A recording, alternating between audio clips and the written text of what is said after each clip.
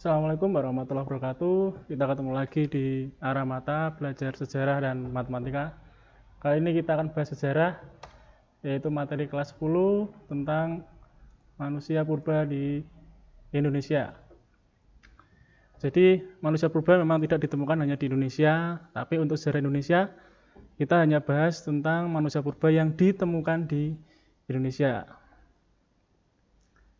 Paling tidak ada 6 manusia purba atau jenis manusia purba yang ditemukan di Indonesia, dan ini sudah saya bagi melalui tabel berdasarkan lapisan tanah tempat manusia tersebut, tempat fosil-fosil manusia tersebut ditemukan. Jadi ada yang ditemukan di lapisan tanah Pleistosen. Jadi dulu di zaman kuarter ada pembagian zaman, yaitu Pleistosen dan Holosen. Pleistosen kira-kira sekitar 1 juta tahun yang lalu, sedang Holosen 20.000 tahun yang lalu. Untuk kala Pleistosen, lapisan tanah Pleistosen bawah ditemukan 3 manusia ya, yang dibedakan berdasarkan lapisan tanahnya, yaitu ada Pithecanthropus robustus, kemudian Pithecanthropus mojokertensis dan Meganthropus paleojavanicus. Kemudian di atasnya ada Pleistosen tengah, yaitu Pithecanthropus erectus. Di atasnya lagi ada Pleistosen atas, yaitu ada manusia Homo wajakensis dan Homo soloensis. Sedangkan di tempat yang paling atas, yaitu di lapisan tanah Holosen, ada Homo sapiens. Kita bahas satu persatu. Ini yang cukup sering disebut ya dalam pelajaran, dalam soal, yaitu Meganthropus paleojavanicus. Mega di sini artinya adalah besar, sedangkan anthropus artinya manusia. Kemudian paleo atau paleo ini artinya tua. Kemudian javanicus berarti Jawa. Jadi bisa diartikan secara bebas bahwa Meganthropus paleojavanicus artinya adalah manusia besar, tua yang ditemukan di Jawa. Tepatnya ditemukan di Sangiran, di Bengawan Solo, tahun 1936 sampai 1941, ditemukan oleh von Koenigswald. Ini tokohnya. Yang ditemukan adalah sebagian rahang bawah.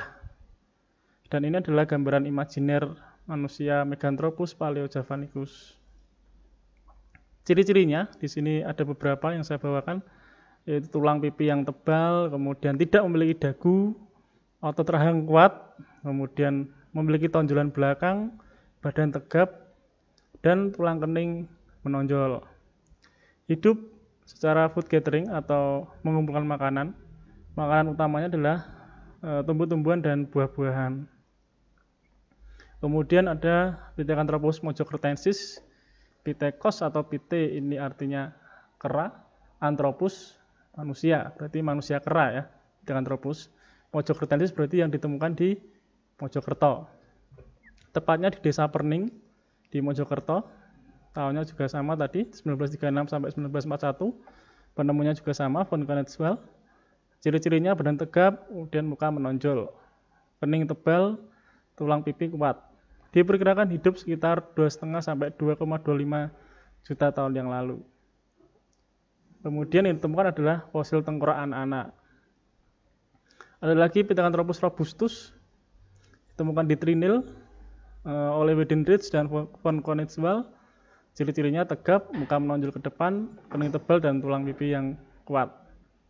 Nah, yang cukup sering muncul di soal-soal ya, ada Meganthropus tadi, kemudian yang tidak kalah pentingnya adalah Pithecanthropus erectus, yaitu manusia kera. Erectus itu tegak, berarti manusia kera yang berjalan tegak. Ditemukan di Desa Trinil, Ngawi. Tahunnya ada 2 versi ya yang pernah saya baca, yaitu 1890 dan 1891. Ditemukan oleh Eugene Dubois. Jadi Dubois ini dibaca Dubois, dan ini tokoh penemunya yaitu Dubois. Pithecanthropus erectus sering dianggap sebagai missing link atau peralihan kera ke manusia.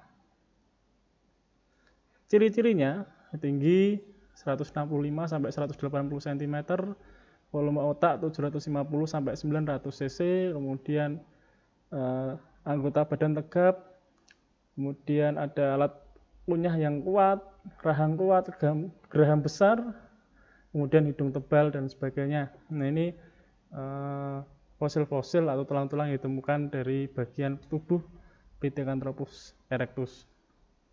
Ini gambaran imajinernya.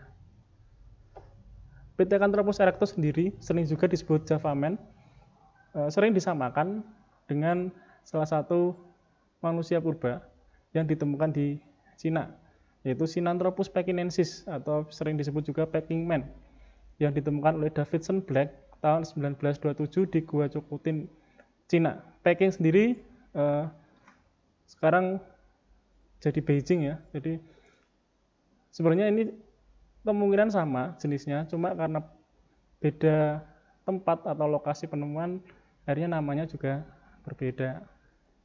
Lanjut ke Homo sulensis. Homo itu artinya manusia, sulensis berarti ditemukan di Solo ya sebenarnya. Tapi anggapan itu salah sebenarnya, karena yang manusia ini ditemukan di Desa Ngandong, dan Ngandong itu termasuk Kabupaten Blora. Cuma memang di aliran Bengawan Solo, makanya dinamakan Homo sulensis.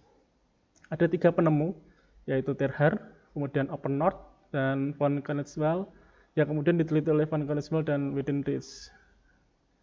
Bagian yang ditemukan adalah 11 fosil tengkorak, ini tengkorak, tulang rahang, dan gigi. Ini Homo sulensis.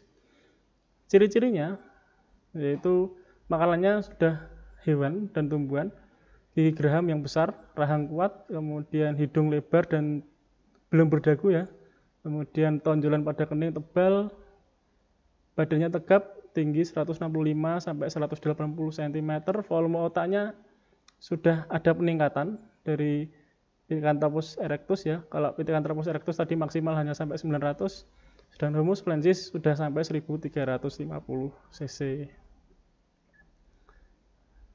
Kemudian ada lagi Homo wajakensis, ditemukan di Desa Wajak di Tulungagung 1889 oleh van der Schouten, kemudian diteliti oleh Eugene Dubois.